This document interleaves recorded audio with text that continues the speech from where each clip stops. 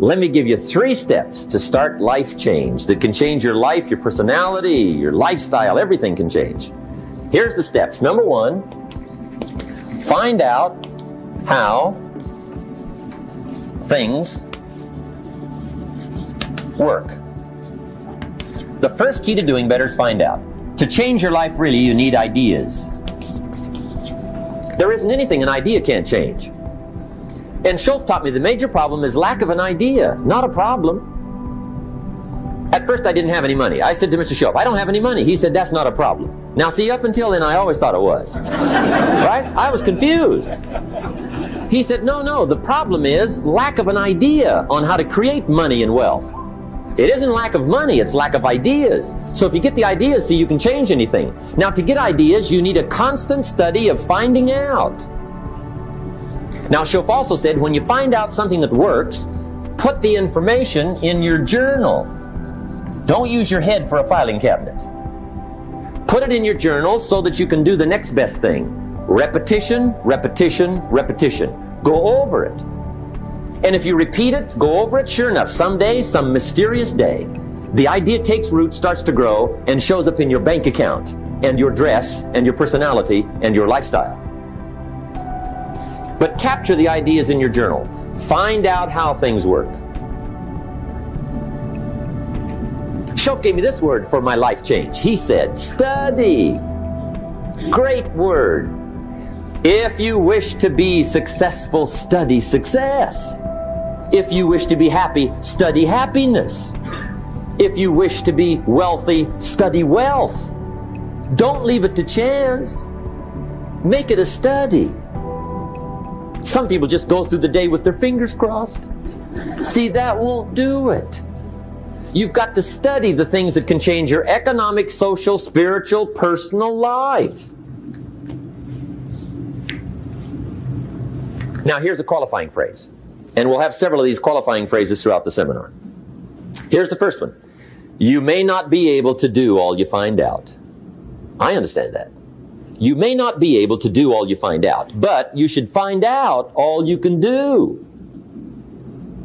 See, you don't want to wind up at the end of your life and discover that you've lived only 1/10 of it. And the other 9/10 went down the drain. Not for lack of opportunity, for lack of information. So that's number 1, find out how things work. Now here's the best human virtue for finding out. Curiosity. Make a note of that. Curiosity. Be curious. You might add a word to it that'll help. Childish curiosity.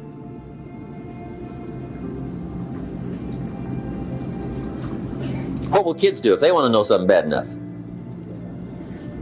Bug you, that's the phrase.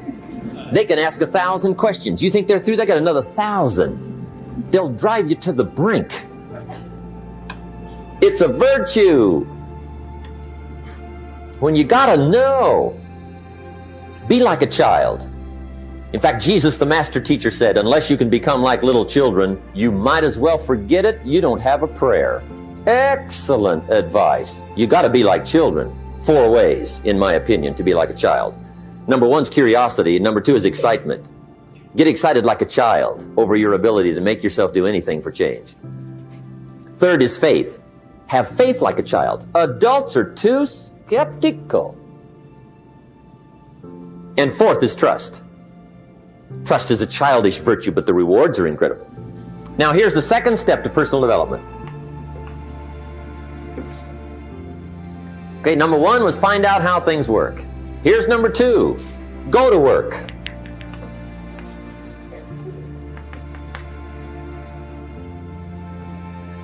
You must now take action on what you found out. In doing business around the world, we call it game plan. Put together your game plan. One of the major things we teach on the weekend seminars, game plans. How to game plan your office. If you're in sales, you need a game plan. Kids need a game plan. You need a home game plan, social game plan, a business game plan. Everybody needs game plans. Financial independence, game plan. Your investment, game plan. Don't think in your head. Put it on paper. Don't operate out of your mind. Operate from paper. I often ask somebody, what are you going to do the next 6 months? And somebody starts to tell me. I say, no, don't tell me. Show me. Show me your game plan for the next 6 months. Then I can look at things and maybe I can help. But you got to operate from paper. Put it on a game plan. Take action on what you found out. Now here's the best word I know of to go with action. Massive. See, that'll change everything. Massive action is called the cure-all. If you're going to make calls, make a few thousand. If you're going to make contacts, make a few thousand. If you're going to knock on doors, knock on a few thousand. See, that'll change everything. Here's the language of the poor. I'll try it a time or two and see what happens. It's the way poor people talk. The guy says, well, I'll give it 30 days. 30 days. You could guess his bank balance. You've got to have a better game plan. So here's one of the major things to do starting tomorrow. Take a look at your game plan. If it isn't loaded with massive action, change it. Tomorrow. Action. The formula really works like this. Pick up a good idea, take heavy action. Pick up a couple of good ideas, take heavy action. That's the formula for success. Heavy action.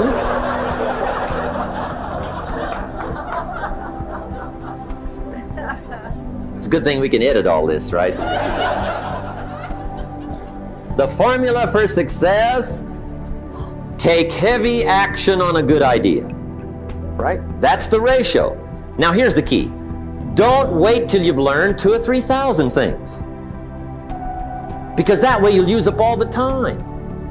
And you could wind up smart and broke. And hey, it's okay to be dumb and broke. But if a guy's smart and broke, that's pitiful. Don't let your learning lead to knowledge. You'll become a fool. Let your learning lead to action. You can become wealthy. And there's many kinds of wealth, I understand that, not just money. Money's one of the least of all values.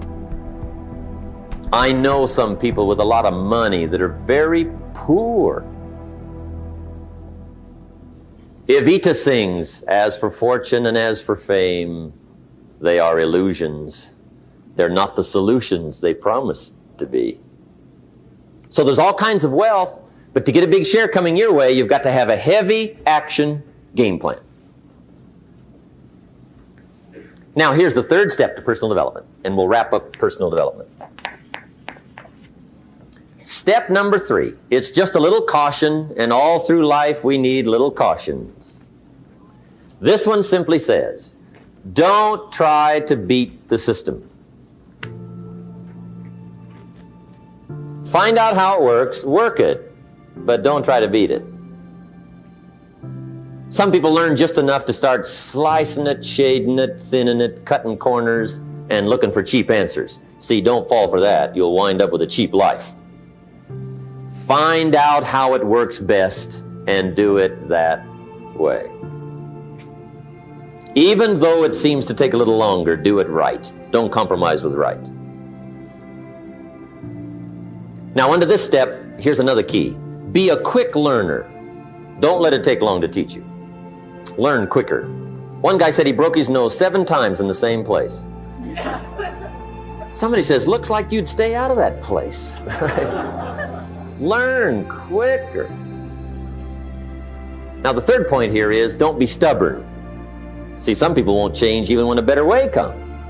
They say, well, I've been doing it this way 30 years. Hey, be ready for change. If it's a better way, go for it. But don't try to beat it. Or you'll be like the guy that went to Las Vegas. He didn't have much money, so he didn't want to risk his money gambling. But he gets to Las Vegas and the jackpot bells are ringing, the money's flowing, the lights are flashing, and he can't help himself. He's got to gamble. But instead of gambling with his cash, he decides to play the mental gambling game. And the brilliant scheme he worked out goes like this. He'd pick a number like number 3. Mentally, he would bet a certain amount of money on the number. And whether it won or lost, he would jot down that amount in his little pad. I would have won $5 if I'd have made that bet. Just keep track of it, win or lose. That way, come midnight, he can calculate how he's doing, win or loser, how much, only not his money. Keep his money, Just play this mental gambling game. So here he is around the gambling table, everybody else shelling out their hard-earned cash. He's got this brilliant scheme. Instead of betting with his money, he's betting with his mind, and he lost his mind.